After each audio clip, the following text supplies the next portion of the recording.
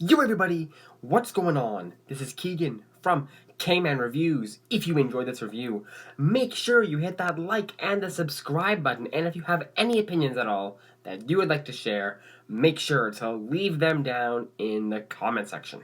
Kraemer, all the way.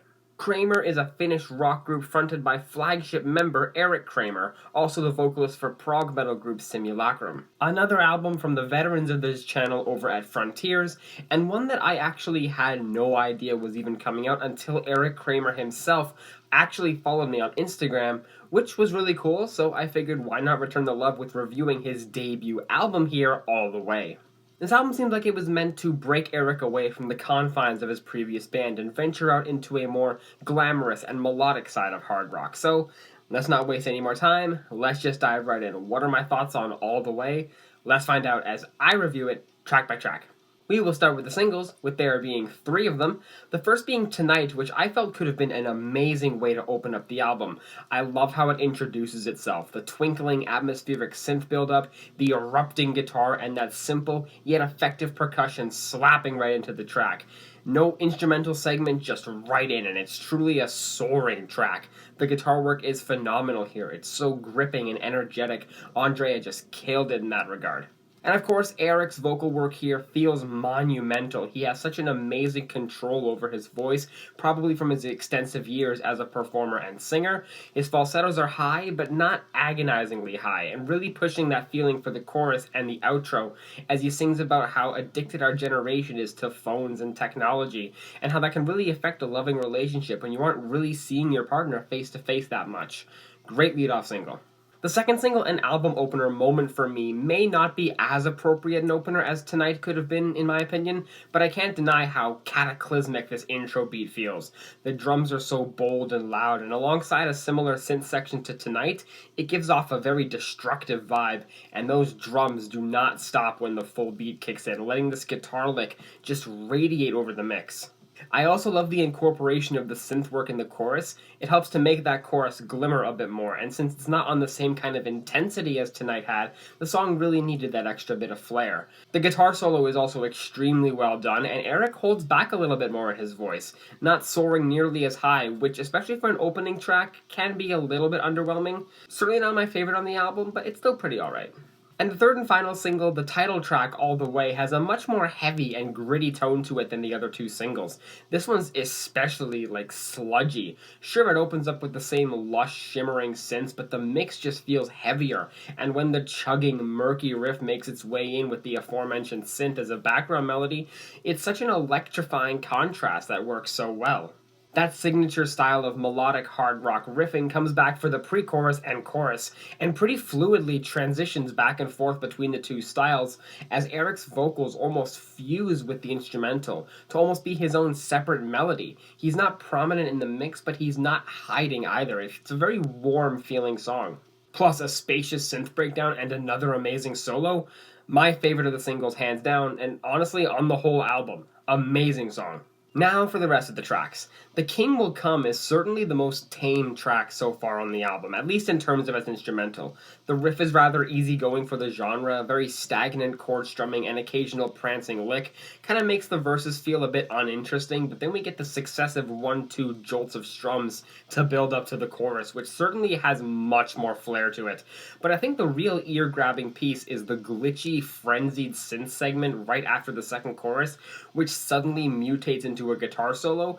It's probably one of the most unique passages I've heard on one of these albums by Frontiers. Erik's voice is another highlight on this track. I love how easily he fluctuates between his falsettos and traditional singing voice, especially from the chorus to the second verse. It just sounds so simple. Really like this one. Eat Your Heart Out comes in guns blazing with a staccato riff blasting in like machine gun fire, and doesn't waste any time with a slow build-up. The song knows what you're here for, and with a title like Eat Your Heart Out, it sure delivers and does not let up.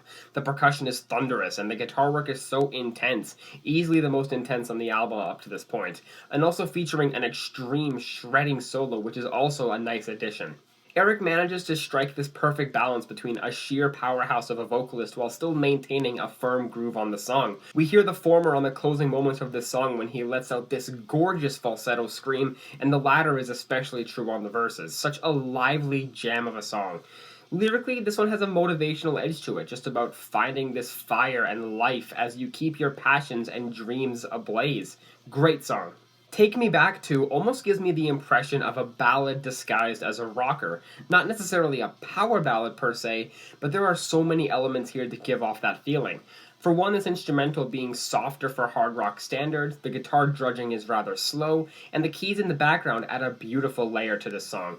And also when the melody syncs up with Eric's vocals for the chorus, which may seem like a small factor, but if you've heard ballads in this genre, it's a very common occurrence. The solo is truly a wolf in sheep's clothing. Like, it sounds so gorgeous and serene, but the shredding is so intricate. And not to mention, Eric has such a passionate way of singing on this track, as these lyrics are about the separation of this relationship, and how he doesn't understand why the partner is crying when all they want is right there with him. Absolutely love this song. How Can I Survive is actually a power ballad, a little bit early on the album in my opinion. I would have waited at least a few more tracks to start introducing the ballads, but that doesn't stop this song from being just an amazing and beautiful addition to the track list. Starting off with the warm, tender piano playing with an echoed crackling percussion to add a little bit of a suspenseful undertone before the guitars and drums explode onto the track, paving the way to the chorus, which is full of burning heartbreak, especially in the way Eric pours his soul into the vocals, singing about wondering how he's gonna make it through another day without this partner by his side. Also, there's an amazing guitar solo yet again, and I've always thought solos on ballads are some of the most magical things you can incorporate if they're done right, and this one is certainly done right. Fantastic song. Cold Spell helps the album return to its livelier rock roots, and surprise surprise, this is a great song. Another track with a zero bullshit opening, right into it, and this one also shows a bit of a tamer side. The guitar isn't anywhere near as smothering or vigorous as it has been, even if it does have some nice energy behind it, and the cozy synth foundation behind it certainly doesn't help with that. In fact, dare I say, the song is almost a toe tapper. The first verse actually shuns the guitar for the most part, letting Alessandro's bass work shine for arguably the first time on the album, and it's a nice switch up. Eric's vocals are relatively safe on this song, aside from the key change on the final chorus, which is actually a little bit of a clunky adjustment in my opinion. Plus, the solo on here is nice, but I think the second solo that closes out the song is a bit of a weak fizzler of a send-off. Other than that, though, it's still a good song. Loving a Stranger has some of the poppiest elements on this album. The guitar work is very sugary and appealing. It perfectly rides the melody in a way none of the typical guitar strumming does, with this one showing a bunch of descending melodies and fun licks, and that certainly gains a lot of points out of me. The rest of the instrumental perfectly plays off this. The bass work is strong, and the percussion has some amazing weight to it, especially on the more subdued verses. The song also doesn't have any soaring highs, which also adds to the poppiness of the song.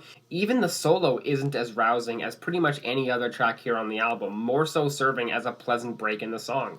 Eric's vocals are again amazing, as he sings about finding this new love in a stranger's eyes, wanting to risk it all because he's got that passion for this stranger.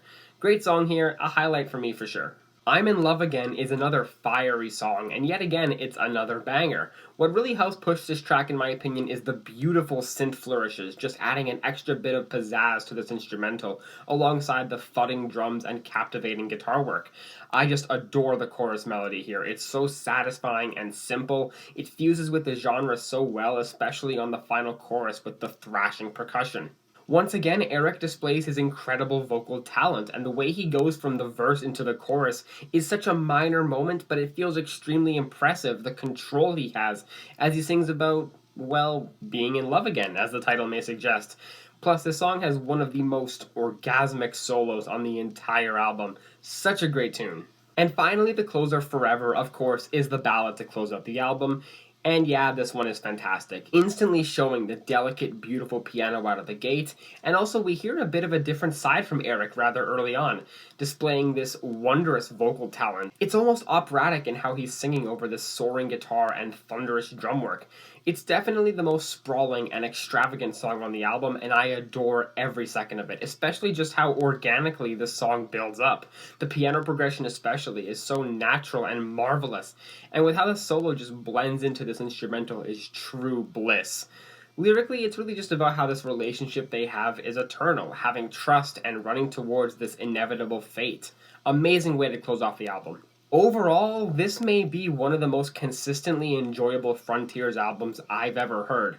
Usually when I review one of these albums, there tends to be maybe about one or two songs that don't really hit the mark, but this is the rare exception where every song hit, some more than others, and nearly every song on here stood out in one way or another. That's the main flaw with this album though, and what prevents me from giving this a perfect score is that the album can be a bit homogenous, especially in its final leg. But aside from that, yeah, one of the best Frontiers experiences I've ever had. I'm feeling a 9.5 out of 10 on this album. Well guys, hope you enjoyed that review. Thank you all so much for watching, and I will see you in the next one. Peace!